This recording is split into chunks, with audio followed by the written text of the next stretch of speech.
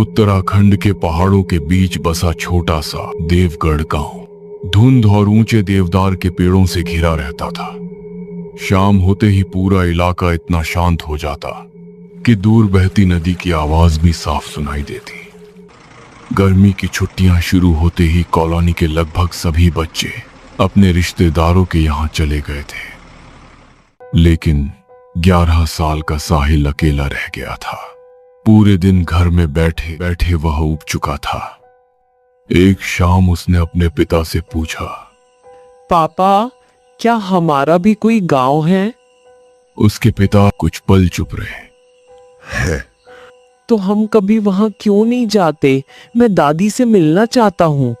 इतना सुनते ही उनके चेहरे का रंग बदल गया। साहिल, उस गांव का नाम दोबारा मत लेना। उनकी तेज आवाज सुनकर साहिल डर गया।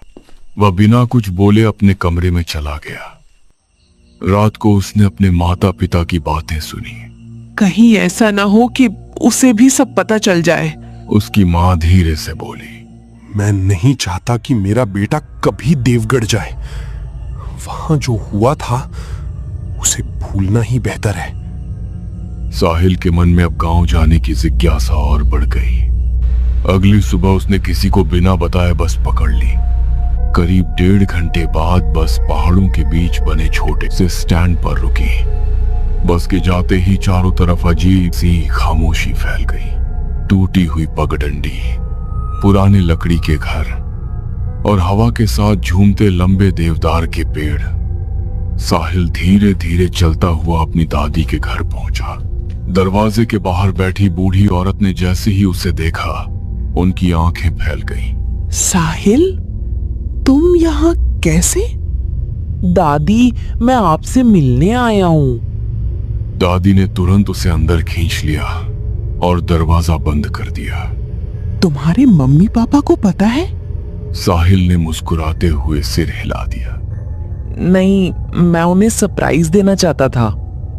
दादी के चेहरे पर खुशी कम और चिंता ज्यादा दिखाई दे रही थी। उन्होंने बस इतना कहा, आज के बाद अंधेरा होने पर घर से बाहर मत निकलना, चाहे कुछ भी हो। साहिल ने हंसते हुए कहा, दादी, यहाँ ऐसा क्या है? दादी ने कोई जवाब नहीं दिया। शाम धीरे धीरे रात में बदल गई। घने बादलों की वजह से गांव समय से पहले ही अंधेरे में डूब गया। दादी रसोई में थीं और साहिल ऊपर बनी लकड़ी की बालकनी में गेंद से खेल रहा था।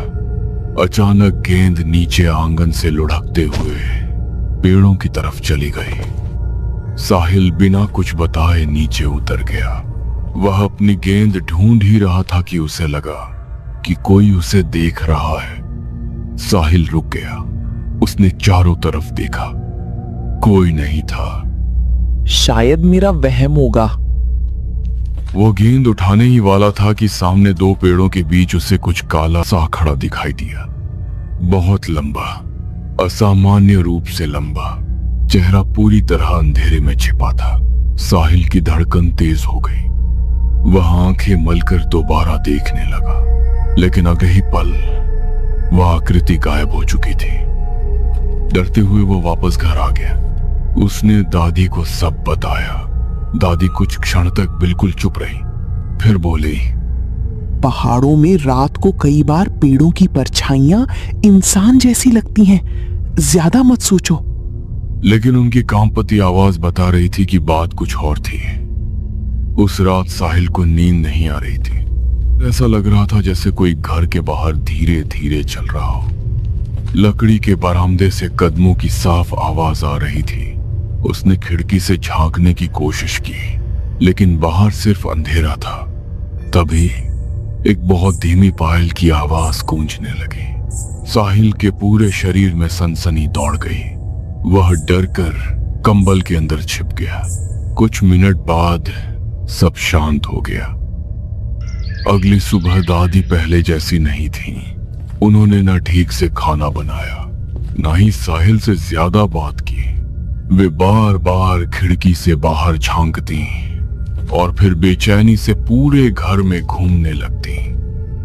दोपहर के समय साहिल अपने कमरे में किताब पढ़ रहा था। तभी उसे साफ सुनाई दिया कोई उसके कमरे के बाहर धीरे धीरे चल रहा था। दादी, आप हैं? कोई जवाब नहीं। आवाज बंद हो गई। कुछ सेकंड बाद फिर वही कदम, इस बार पहले से भी करीब। साहिल दरवाजे के पास पहुंचा ही था कि अचानक खिड़की के शीशे पर किसी ने जोर से चोट मारी। वो घबरा कर पीछे हट गया। दूसरी चोट, तीसरी चोट, और फिर खिड़की के धुंधले शीशे पर किसी की लंबी परछाई दिखाई दी। साहिल का गला डर से सूख चुका था। वो बिना हिले बस साहिल को घूरे जा रही थी। अचानक इस बार दस्तक खिड़की पर नहीं, उसके कमरे के दरवाजे पर हो रही थी। साहिल, दरवाजा खोलो। ये दादी की आवाज थी।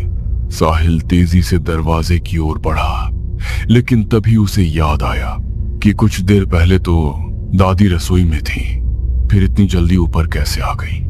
उसने हिम्मत करके पूछा, दादी, आप ही हैं? बाहर कुछ पल के लिए बिल्कुल सन्नाटा छा गया।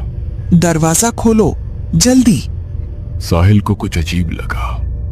उसने दरवाजा नहीं खोला। कुछ देर बाद कदमों की आवाज धीरे धीरे दूर चली गई। शाम ढलते ही दादी उसके कमरे में आई। उनके हाथ कांप रहे थे। उन्होंने सफेद राख जैसी कोई चीज कमरे के दरवाजे के बाहर बिखेर दी। जब तक मैं ना कहूं, इस कमरे से बाहर मत निकलना। दादी, आखिर हो क्या रहा है? दादी ने उसकी तरफ देखा, लेकिन कुछ नहीं बोली। ऐसा लग रहा था जैसे वो किसी गहरी चिंता में डूबी हो। रात होते होते पूरे गांव में घना कोहरा फैल गया। अचानक साहिल का मोबाइल बजा। फोन उसके पापा का था। साहिल, तुम ठीक हो? साहिल ने पिछले 2 दिनों की सारी बातें बता दी। ध्यान से सुनो। अब जो मैं बताने जा रहा हूं वही वजह है कि मैं इस गांव में कभी वापस नहीं आया। उन्होंने बताया कि कई साल पहले देवगढ़ में एक बहुत लंबी औरत रहती थी। गांव वाले उसकी शक्ल और लंबाई का मजाक उड़ाते थे। फिर एक दिन गांव का एक बच्चा लापता हो गया और बिना किसी सबूत के लोगों ने उसी औरत को दोषी मान लिया। गुस्से में लोगों ने उसे जंगल में छोड़ दिया। अगली सुबह उसकी लाश मिली। जंगली जानवरों ने उसे मार दिया था। लेकिन उसकी मौत के बाद गांव में एक अजीब सिलसिला शुरू हो गया। जिस बच्चे को वह दिखाई देती, कुछ दिन बाद वह बच्चा हमेशा के लिए गायब हो जाता। इसी डर से गांव के लगभग सभी परिवार अपने बच्चों को लेकर यहां से चले गए। इतना बताकर उसके पापा ने कहा, साहिल, जो भी हो जाए कमरे से बाहर मत निकलना, हम रास्ते में हैं। फोन कट गया। रात और गहरी हो चुकी थी। तभी खिड़की के बाहर से फिर वही आवाज आई, साहिल, बाहर आओ। इस बार आवाज बिल्कुल उसकी मां जैसी थी। साहिल डर गया। अगले ही पल किसी ने दरवाजे पर इतनी जोर से चोट मारी कि पूरा कमरा कांप उठा। साहिल ने आंखें बंद कर ली।